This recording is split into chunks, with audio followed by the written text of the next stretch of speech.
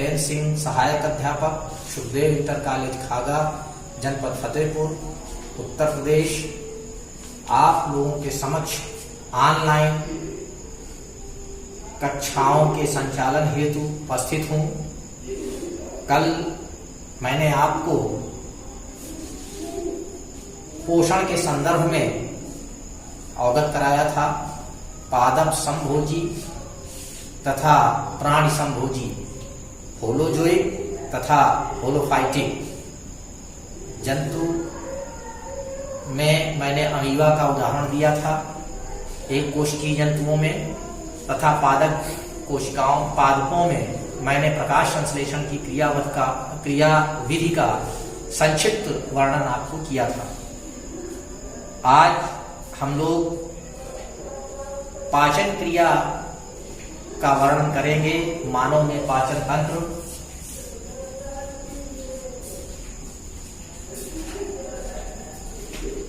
प्रश्न पत्र में दीर्घ उत्तरी प्रश्नों में यह प्रश्न काफी पूछा जाता है कि मानव के आहार नाल का सचित्र वर्णन कीजिए तथा उसकी क्रियाविधि का वर्णन कीजिए, अथवा केवल आहार नाल का चित्र बनाइए। उसी क्रम में मैं आज आपको पाचन क्रिया में सर्वप्रथम भोजन के जो अवयव पिछले चैप्टर में मैंने छोड़े थे उसको संक्षेप में बताते चलता हूं।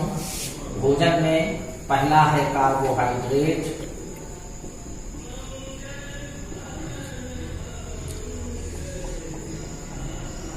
दूसरा है प्रोटीन, तीसरा है वसा, चौथा है विटामिन्स,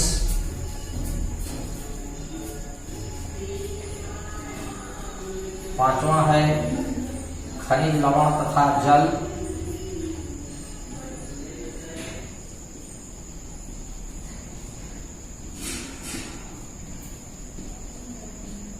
और छठवां मैंने आपको न्यूक्लिक अम्ल के संदर्भ में बताया था।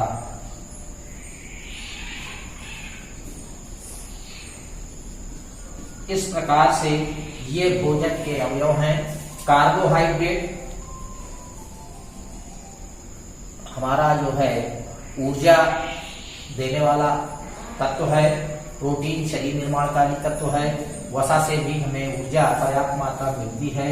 विटामिन्स दो प्रकार की होती हैं, जल में घुलनशील विटामिन तथा वसा में घुलनशील विटामिन। विटामिनों को घुलनशीलता के आधार पर दो भागों में बांटा गया है, जल में घुलनशील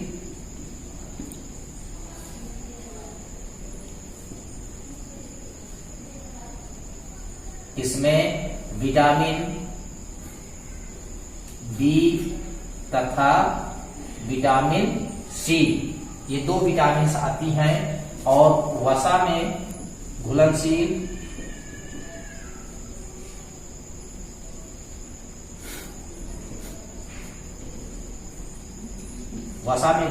विटामिन ए,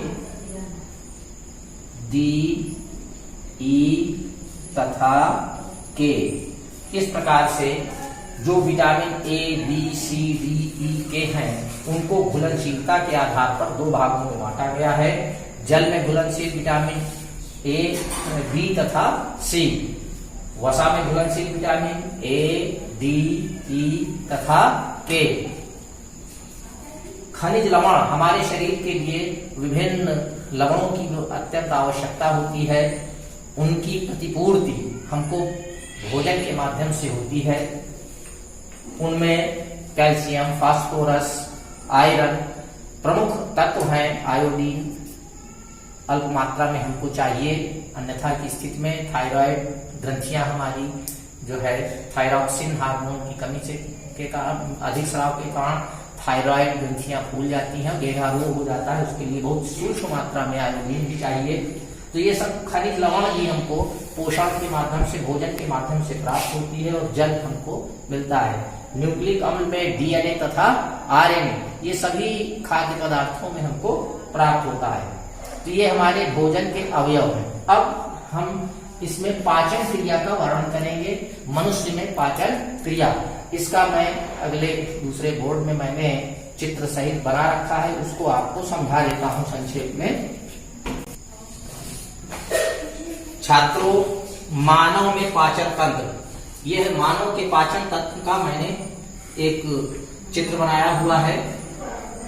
यह मुख गुहा से लेकर गुदा द्वार तक आहार नाल, जो लगभग 8 मीटर से लेकर 10 मीटर तक लंबी होती है, और इसके जो विभिन्न भाग हैं, मुख गुहा, ग्रसनी, ग्रासनाल, आमाशय, ग्रहणी, ग्रहणी के बाद हम संपूर्ण भाग को छोटी आंत और बड़ी आंत में विभाजित कर लेते हैं। बड़ी आंत लास्ट में अंत में जाकर मलाशय और गुदा द्वार में खुल जाती है। ये संपूर्ण आहार नाल है जो बेलनाकार, अंदर खोखली होती है। कहीं पर इसका व्यास कम होता है, कहीं पर अधिक होता है, और यह लगभग 8 से 10 मीटर लंबी होती है।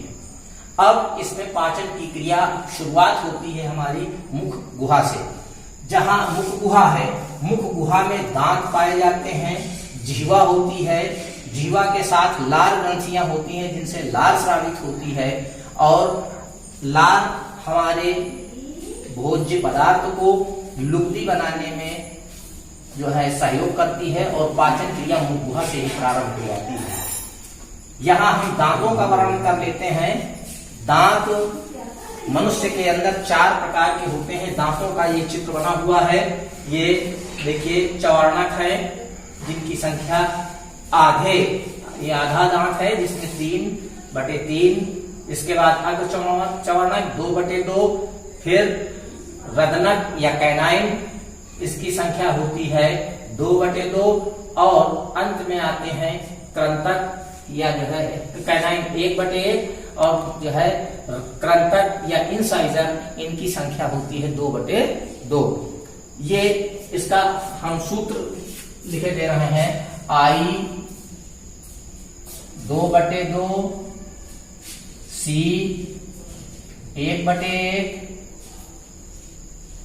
PM ये प्रीमोलर हैं जिनकी संख्या 2/2, तथा मोलर 3/3 गुणे 2, ये आधे का हिस्सा है। इसमें ये इंसीजर, इनकी संख्या 2 होती है अर्धभाग में 2/2, कैनाइन 1/1, प्रीमोलर 2/2, मोलर 3/3, यानी कि 3 ऊपर 3 नीचे, इस गुणे 2 बराबर 32। मनुष्य में दांतों की संख्या कितनी होती है? 32। वहीं बालक में जो दूध के दांत कहलाते हैं उनकी संख्या 20 होती है, जिसमें इंसीजर 2/2, कैनाइन 1/2, प्रीमोलर 0/0 तथा मोलर 2/2 बराबर गुणे 2 बराबर 20। तो दूध के दांत या बच्चों के जो दांत होते हैं उनकी संख्या 20 होती है। ये दंत सूत्र है मनुष्य का, ये वयस्क मनुष्य का है, ये बालकों का है, और इस प्रकार से बालकों में या दूध के दांत 20 होते हैं तथा पुरुषों में दांतों की संख्या 32 होती है। यहाँ दांतों के बाद ये हमारी जिह्वा है जो मांसल होती है, और जिह्वा में ये मैंने चित्र बनाया है जिह्वा का, मनुष्य की जिह्वा का चित्र है, जो एपिग्लॉटिस यहाँ पर होती है। एपिग्लॉटिस के बाद ये यहाँ पर जो है टॉन्सिल्स हैं, और ये जो है जिह्वा के टॉन्सिल्स हैं। इसके बाद ये इसकी जो है स्वाद कलिकाएं इसमें पाई जाती हैं, जिसमें स्वाद कलिकाओं में आगे जो हिस्सा होता है उसमें मीठा स्वाद रहता है, जो बीच का हिस्सा इसके बीच में उसमें नमकीन, और पार्श्व भागों में खट्टा तथा पीछे कड़वा जो है स्वाद का अनुभव होता है। ये हमारी जिह्वा की संरचना है। इसी प्रकार से इसी मुख गुहा में लार ग्रंथियां पाई जाती हैं। लार ग्रंथियां 3 जोड़ी होती हैं, कर्णमूल ग्रंथि, अधोजिह्वा ग्रंथि और अधोहनु ग्रंथि। 3 जो जोड़ी जो है लार ग्रंथियां होती हैं और इनसे लार स्रावित होता है और इस लार में श्लेष्म पाया जाता है और साथ में टायलिन एंजाइम होता है जो स्टार्च का पाचन करता है। यहाँ टायलिन एंजाइम क्या करता है, मुख गुहा से ही पाचन प्रारंभ कर देता है। जब भोज्य पदार्थ का अंतर्ग्रहण, मैंने पिछले अध्याय में आपको बताया था कि भोजन का अंतर्ग्रहण जब अंतर्ग्रहण करते हैं तो यहाँ पर बक्कल कैविटी या मुख गुहा के अंदर जो हमारे दांत हैं यह भोज्य पदार्थ को छोटे छोटे टुकड़ों में पीसता है। पीसने के साथ साथ इससे निकला हुआ लार उसको चिकना और लुगदीदार बनाता है तथा पाचन की क्रिया जो कार्बोहाइड्रेट होता है स्टार्च, उसको स्टार्च को जो है तोड़ता है, मंड को तोड़ता है। यहाँ पर जो स्टार्च है वो वहां पर टूटता है और आपने देखा होगा रोटी आप जब खाते हैं बराबर 32 बार आप काटिए चबाइए तो थोड़ी देर के बाद वो मीठी लगने लगती है, अर्थात वो जो स्टार्च है पॉलीसैकेराइड है वो डाइसैकेराइड में या जो है कन्वर्ट होती है जिसके कारण वो मीठी लगने लगती है। इस यहाँ पर मुख गुहा में इस भोजन की जो लुगदी बनती है चिकनी रहती है म्यूसलस के कारण या कहें श्लेष्म के कारण, चिकनी होने के कारण ये नीचे की तरफ से ग्रसनी से होते हुए ग्रास नली और ग्रास नली से होकर आमाशय में चली जाती है। हमारे जो ग्रास नाल है उसकी लंबाई 25 सेंटीमीटर लंबी और लगभग 25 से 30 मिलीमीटर जो है व्यास की होती है और इसी में से ग्रास नली से होते हुए हमारा जो भोजन है ग्रास के रूप में अंदर आके आमाशय में पहुंचता है। यह आमाशय 25 से 30 सेंटीमीटर लंबा और 7 सेंटीमीटर चौड़ा होता है और इस प्रकार से थैली नुमा संरचना होता है। इस आमाशय के हम 3 भाग कर सकते हैं, फंडस, बॉडी और बॉडी के बाद ये पाइलोरिक जो है स्थान है। पाइलोरिक के बाद यहाँ पाइलोरिक वाल्व है, इसके बाद ये ग्रहणी हो जाती है जो सी आकृति की है, ये ग्रहणी कहलाती है और ग्रहणी में यहाँ पाइलोरिक जो संकुचन होता है यहाँ से जब भोजन अंदर चला जाता है तो पुनः आमाशय में वापस नहीं आता है। साथ ही इस आमाशय में जठर ग्रंथियां होती हैं, जठर ग्रंथियों से जठर रस स्रावित होता है तथा अन्य पाचक एंजाइम निकलते हैं। तो हम यहाँ पर आमाशय में पाचन की क्रिया भी साथ में समझाते चलते हैं। यहाँ आमाशय में जठर रस निकलता है जिसमें हाइड्रोक्लोरिक अम्ल होता है, पेप्सिन, रेनिन तथा जठर लाइपेज स्रावित होता है।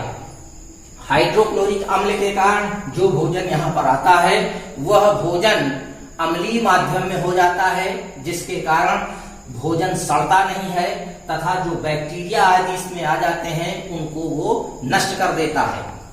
और हाइड्रोक्लोरिक अम्ल क्या करता है, प्रोपेप्सिन को सक्रिय करके पेप्सिन में कन्वर्ट करता है और यह पेप्सिन क्रियाशील होकर प्रोटीन का अन्य अपने जो पाचक एंजाइम है सक्रिय होते हैं और पाचन की क्रिया में सक्रिय रूप से भाग लेते हैं। जैसे प्रोपेप्सिन निष्क्रिय अवस्था में रहता है, हाइड्रोक्लोरिक अम्ल की उपस्थिति में पेप्सिन में कन्वर्ट होता है, बदलता है तथा यह प्रोटीन पाचक प्रमुख एंजाइम है। जो प्रोटीन है उसका पाचन प्रमुख रूप से आमाशय में होता है। यह प्रोटीन पेप्सिन एंजाइम की उपस्थिति में पेप्टोन्स तथा पॉलीपेप्टाइड में बदल जाता है, अर्थात प्रोटीन जो है 2 अवयवों में टूट जाता है, अर्थात इसका पाचन यहाँ आमाशय में प्रारंभ हो जाता है। प्रश्न अधिकतर पूछा जाता है कि प्रोटीन पाचक एंजाइम का नाम लिखिए, वहां पर प्रोटीन पाचक एंजाइम पेप्सिन अधिकतर पूछा जाता है। तो यहाँ जो है प्रोटीन का पाचन आमाशय में होता है। उसके बाद जो दूध पीते हैं, बच्चे पीते हैं या हम लोग पीते हैं, दूध में जो दुग्ध प्रोटीन होती है उसके पाचन के लिए रेनिन है। रेनिन कैल्शियम आयन की उपस्थिति में पैराकेसिन में कन्वर्ट कर देता है, अर्थात दूध की प्रोटीन पैराकेसिन में बदल जाता है। इसी प्रकार से वसा, जो भोजन में हम वसा लेते हैं जैसे घी है, तेल है आदि पदार्थ जो हम लेते हैं वह हमारा वसा जठर लाइपेज जो है इसको ट्राइग्लिसराइड्स में बदल देता है। जठर रस का काम क्या है, जठर रस में जो जठर लाइपेज है वसा को ट्राइग्लिसराइड में बदल देता है। इस प्रकार से वसा का भी यहाँ पर पाचन आमाशय में होता है। इसके बाद यहाँ आमाशय की बात जब समाप्त होती है, आमाशय के बाद यहाँ पाइलोरिक जो वाल्व है, यहाँ संकुचन है, यहाँ के बाद ये ग्रहणी सी आकार की या यू आकृति की ये संरचना जो दिखाई दे रही है ग्रहणी कहलाती है, डुओडेनम या ग्रहणी। इसी के ऊपर ये एक बड़ी सी संरचना है जिसको यकृत कहते हैं। यकृत हमारे शरीर की सबसे बड़ी ग्रंथि है और इसका हमारे शरीर में अत्यंत महत्वपूर्ण कार्य है, जो पाचन क्रिया में भी काम देता है, साथ में अन्य कई क्रियाओं में भी सहयोग करता है। साथ ही साथ इसी में पित्ताशय है। पित्ताशय में पित्तरस एकत्रित होता है। निर्माण कहाँ होता है? यकृत की कोशिकाओं में पित्तरस का निर्माण होता है और पित्ताशय में एकत्रित होता है। और यह पित्ताशय यहाँ पित्त तलिका के द्वारा ग्रहणी में स्रावित होता है। साथ में इस स्थान पर ये संरचना जो दिखाई दे रही है इसको अग्नाशय कहते हैं। यह एक मिश्रित ग्रंथि है, अर्थात अंतःस्रावी तथा बहिःस्रावी दोनों प्रकार की इसमें लक्षण होते हैं। यह मिश्रित ग्रंथि कहलाती है और इससे अग्नाशयिक रस भी स्रावित होकर ग्रहणी में स्राव होता है, जिसमें पाचक एंजाइम पाए जाते हैं और वो पाचन क्रिया पूर्ण करती है। यहाँ पर जो अम्लीय माध्यम होता है, पित्त रस के मिलने के बाद ये माध्यम क्षारीय हो जाता है। भोजन का माध्यम क्षारीय कहाँ होता है? ग्रहणी के अंदर। यहाँ पर ग्रहणी में देखिए माध्यम क्षारीय हो जाता है। ग्रहणी की लंबाई जो सी आकृति है लगभग 25 सेंटीमीटर लंबी होती है और इसमें पित्त रस जो स्रावित होता है कहाँ से आता है? पित्ताशय से होके पित्त नलिका से यहाँ पर ग्रहणी में पित्त रस स्रावित होता है और इसका माध्यम कैसा होता है? क्षारीय होता है। क्षारीय होने पर यह अग्नाशयिक रस प्रो एंजाइम को क्षार के साथ मिलकर एंजाइम में बदल देता है। अर्थात जब एंजाइम में बदल जाते हैं तो वो पाचन क्रिया में सहयोग करने लगते हैं, पाचन क्रिया को बढ़ाते हैं। इसी प्रकार से अग्नाशयिक रस के बाद इसमें जब अग्नाशयिक रस में कौन कौन से एंजाइम होते हैं? ट्रिप्सिन शेष प्रोटीन्स का पाचन करती है। यहाँ पर क्या होती है? पेप्सिन में एक ट्रिप्सिन पाई जाती है। जो बची हुई प्रोटीन आमाशय से आती है उसका पाचन कौन करता है? ट्रिप्सिन करता है। फिर प्रोटीन क्या करता है? ट्रिप्सिन को पेप्टोन्स तथा पॉलीपेप्टाइड में तोड़ देता है। जो यहाँ पर प्रोटीन नहीं बचती है, ग्रहणी तक आ जाती है, उसको यहाँ ग्रहणी में ट्रिप्सिन पेप्टोन्स और पेप्टाइड्स में पॉलीपेप्टाइड्स में बदल देता है।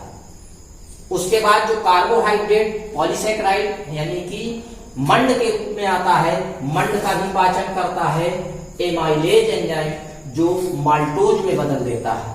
किसमें बदलता है? माल्टोज में।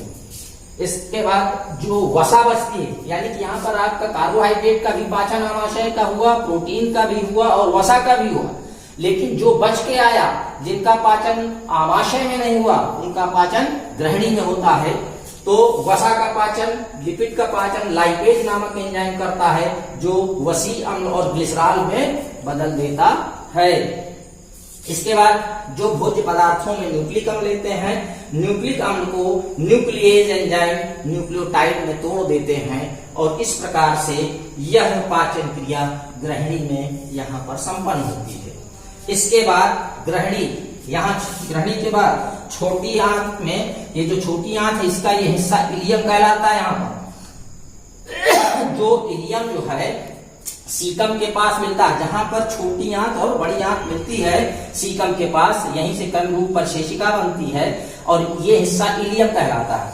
तो जो यहां से बचा हुआ भोज्य पदार्थ है, यहाँ पाचन नहीं हुआ, वो जाके छोटी आंत में घूमता हुआ और यहाँ पर बचा हुआ भोजन अवशोषित होता रहता है। यहाँ छोटी आंतों में छोटे छोटी जो है उंगली जैसे प्रवर्ध होते हैं, जो है निकली होती हैं, रोम जैसे आकृतियां निकलती हैं, जिनको विलाई कहते हैं या रसांकुर कहते हैं या जो है सूक्ष्म रोम कहते हैं। इन रोमों के माध्यम से जो भोजन है पचा हुआ उसका अवशोषण होता है। यानी कि मैंने आपको पहले बताया था, भोजन का अंतर्ग्रहण और पाचन, यहाँ तक पाचन हुआ, अवशोषण कहाँ होता है? छोटी आंत में, क्षुद्रांत में। क्षुद्रांत में पाचन जो बचा हुआ भोज्य पदार्थ है उसका अवशोषण कौन सी संरचनाएं करती हैं?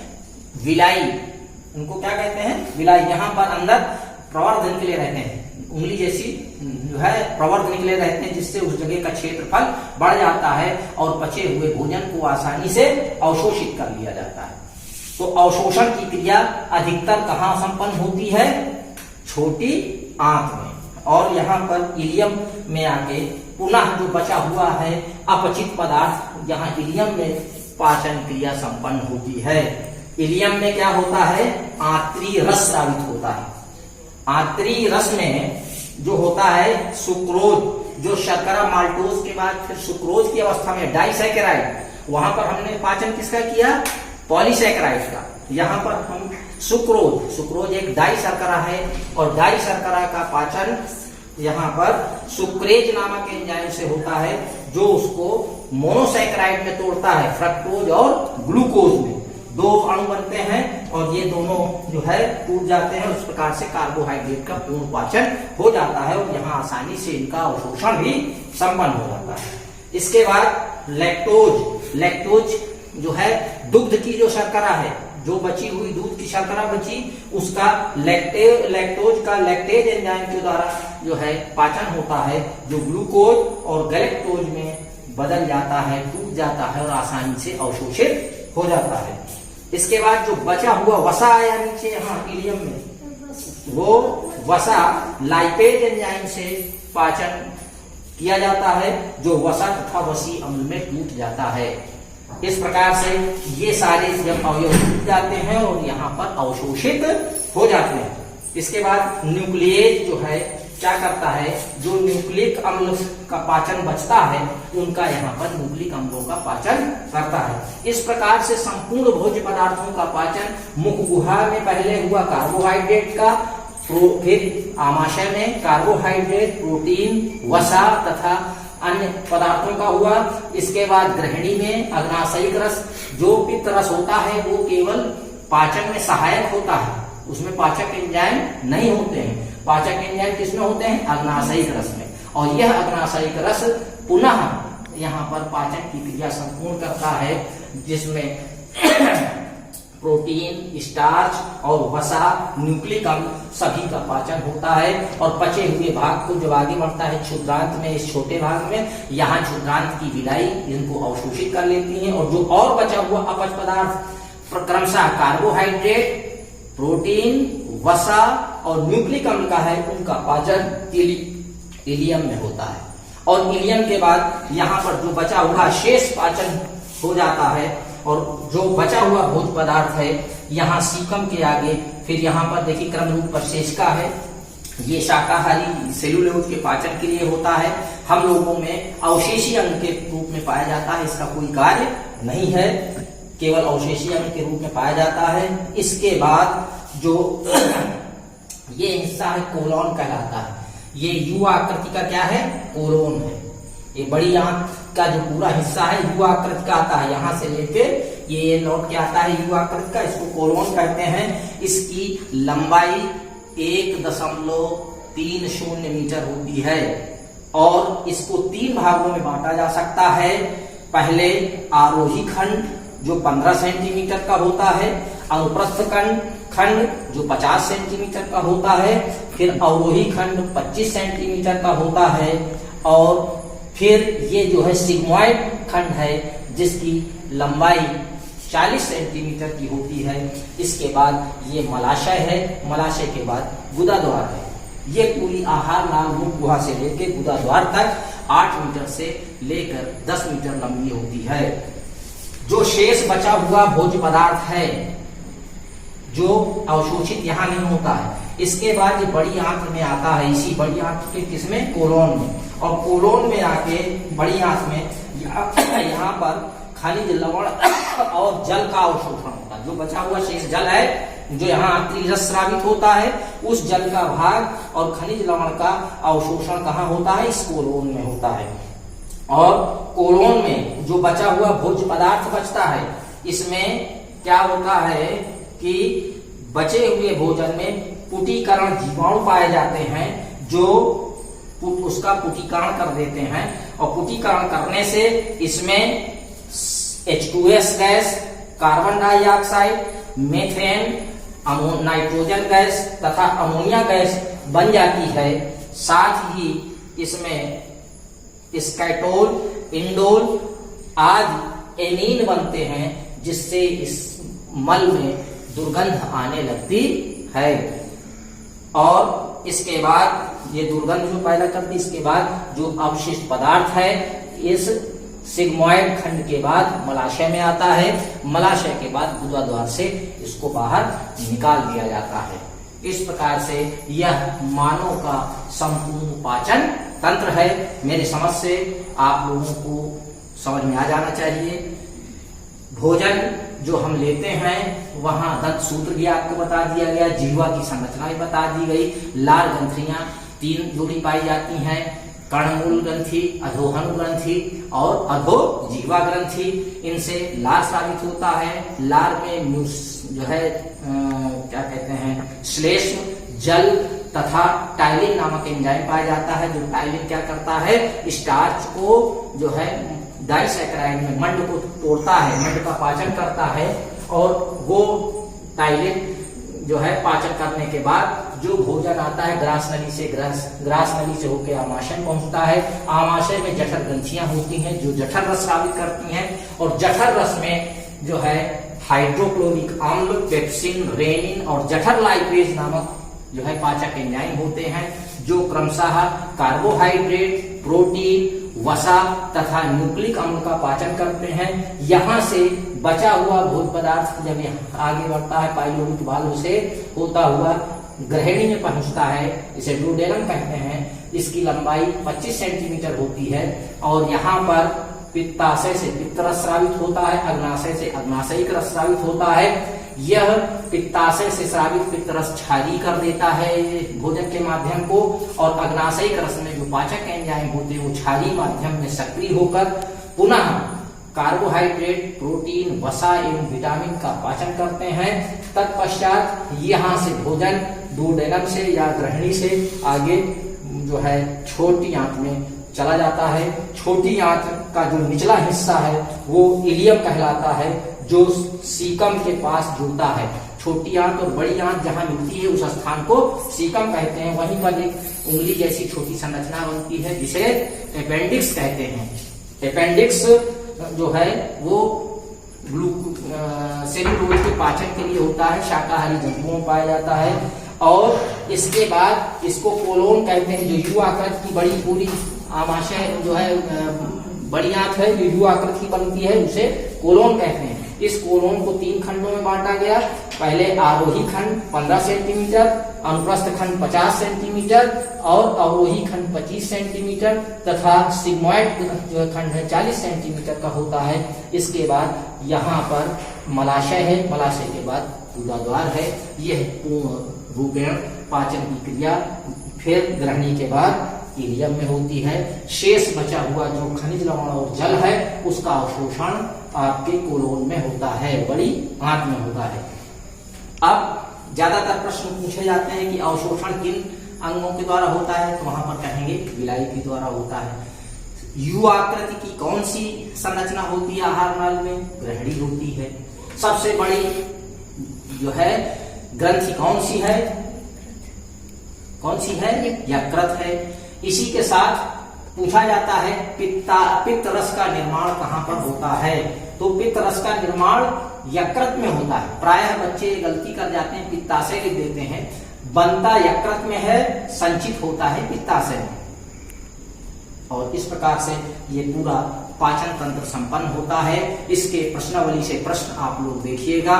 जो प्रश्न आपके नहीं समझ में आते हैं व्हाट्सएप से आप मुझसे उन प्रश्नों को पूछिए, मैं उनका जवाब दे दूंगा। आपको अगले टर्म में अगला चैप्टर पढ़ाऊंगा। जय हिंद, जय भारत।